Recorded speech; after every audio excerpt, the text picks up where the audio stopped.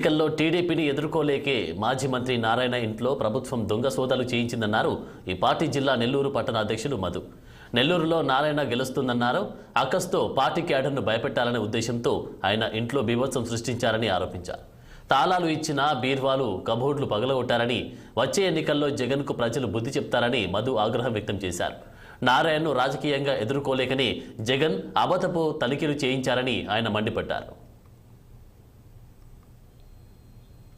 నారాయణ నెల్లూరు జిల్లా నెల్లూరు నగరంలో ఉన్న తన హౌస్లో సింతరెడ్డిపాలెంలో ఉన్న నారాయణ మెడికల్ కాలేజ్ ఆవరణలో ఉన్న హౌస్లో ఈరోజు అకస్మాత్తుగా సాయంత్రం 4 గంటలకి డ్రగ్ ఇన్స్పెక్టర్లు వచ్చి తనిఖీల పేరుతో తన నివాసంలో ఉన్న రూమ్లు అయితేమి, బెడ్రూమ్లు అయితేమి, అర్మర్లు అయితేమి సమస్తం డూప్లెక్స్ హౌస్లో ఉన్న ప్రతి వస్తువును కూడా క్షుణ్ణంగా పరిశీలించి దీన్ని ఈరోజు సాయంత్రం 4 గంటల నుంచి కూడా సుమారు 4 గంటల సేపు కూడా తనిఖీలు నిర్వహించారు. అనధికారికంగా మందులు అమ్ముతాను మాకు వచ్చిన ఫిర్యాదు మేరకు వచ్చాను కూడా తెలియజేశారు. అయితే దీన్ని అసలు ఏంటి వాస్తవాలు, ఎందుకు ఈ విధంగా జరిగింది, ఎందుకు అకస్మాత్తుగా తనిఖీ వచ్చిందని తెలుసుకోవడానికి మనతో మాట్లాడడానికి నెల్లూరు పట్టణ అధ్యక్షుడు మధు మనతో ఉన్నారని అడిగి తెలుసుకుందాం.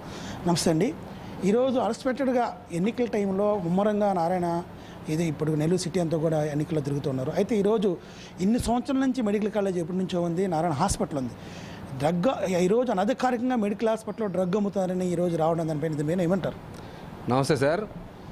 నిజంగా కూడా వాస్తవంగా సుమారుగా 4 గంటలకి ఒక డ్రగ్ ఇన్స్పెక్టర్స్ని, అంటే పోలీసుని అంతమందిని అలౌ చేయరు కాబట్టి అక్కడ డ్రగ్ ఇన్స్పెక్టర్స్ని పావులాగా వాడుకొని వాళ్ళని వీఆర్ఓల్ని వాళ్ళ ముందు పెట్టి ఈ వెహికల్స్ అన్నీ కూడా, పోలీస్ వెహికల్స్ అన్నీ కూడా ఒక్కసారిగా నారాయణ హాస్పిటల్స్ అయితేవి, నారాయణ మెడికల్ కాలేజ్ అయితేవి, నారాయణ సార్ హౌస్ అయితేవి, వీటన్నిటిని కూడా చుట్టుముట్టి కనీసం పేషెంట్లకి భోజనాలు తీసుకెళ్లే వాళ్ళు కూడా వెళ్ళనీయకుండా చాలా ఇబ్బంది పెట్టడం జరిగింది.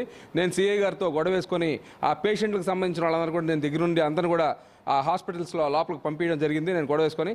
కానీ ఇది ఘోరాతి ఘోరం అండి. నిజంగా జగన్మోహన్ రెడ్డి గారికి ఆ తాడేపల్లి ప్యాలెస్ కదిలిపోతున్నట్టుంది. ఎందుకంటే నెల్లూరు నగరంలో నారాయణ గారు మంచి మెజార్టీతో గెలవబోతున్నారు, ముఖ్యమంత్రిగా చంద్రబాబు నాయుడు గారు అవుతున్నారు. ఈ దెబ్బకి ఏం చేయాలా అనేదంటే ఒక స్టేట్ లీడర్ని ఎంచుకొని నారాయణ గారిని దెబ్బతీస్తే స్టేట్లో అలకల్లోలం అయిపోద్దనే ఉద్దేశంతో కావాలని జగన్మోహన్ రెడ్డి గారు కావాలని చేసిన పని తప్ప దీంట్లో ఏమీ లేదు.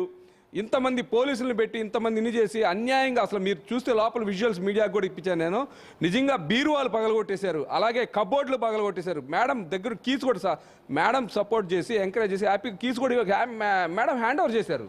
డ్రగ్ ఇన్స్పెక్టర్ వచ్చిన సమయంలో ఇంట్లో ఎవరెవరు ఉన్నారు, వాళ్ళు ఏం చెప్పారు? రమాదేవి మేడం ఉన్నారు, అట్లాగే వర్కర్స్ ఉన్నారు, నారాయణ సార్ భార్య గారు ఉన్నారు, అలాగే వర్కర్స్ కూడా ఉన్నారు. మేడం గారు సహకరించి వాళ్ళ కీస్ కూడా ఇచ్చారు. వాళ్ళ కీస్ ఒకదానికి పెట్టిపోయి ఇంకో దానికి పెట్టి అది రాలేదని చెప్పేసి వాంటెడ్లీగా ఆ బీరువాల్ని పగలగొట్టి, అలాగే ఆ కబోర్డ్స్ని పగలగొట్టి అన్నీ అంత ఘోరంగా అన్నీ చెక్ చేస్తే ఆఖరికి ఆ బీరువాలో ఏదో ఉందని బాగా ఎక్స్పెక్ట్ చేశారు. తీరా చూస్తే దాంట్లో చిన్న చిన్న మనం ఇప్పుడు వెండి కాయిన్స్ ఉంటాయి కదా, వెండి బొమ్మలు, వెండి బౌల్స్, అటువంటి తప్ప ఇంకేమీ లేని పరిస్థితి.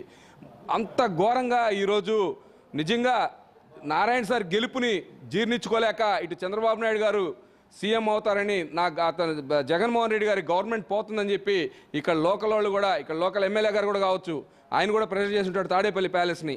నిజంగా కూడా ఈరోజు ఒక భయాందోళన క్రియేట్ చేశారు.